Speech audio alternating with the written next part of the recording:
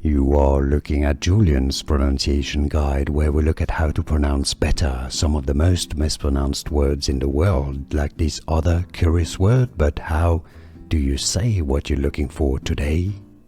Let's learn once and for all how to pronounce these names correctly. There are other videos on YouTube explaining how to say it that are totally wrong, so we need to enhance this. If you want to learn more biblical names, stay tuned.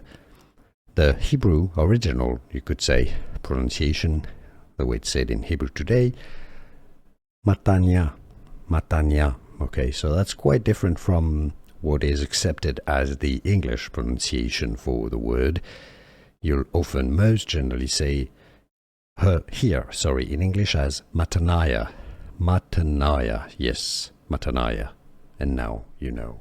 Here are more videos on how to pronounce more confusing words and names too many mispronounced. Like this video if you found it useful. I appreciate your support. I'll see you soon and thanks for watching.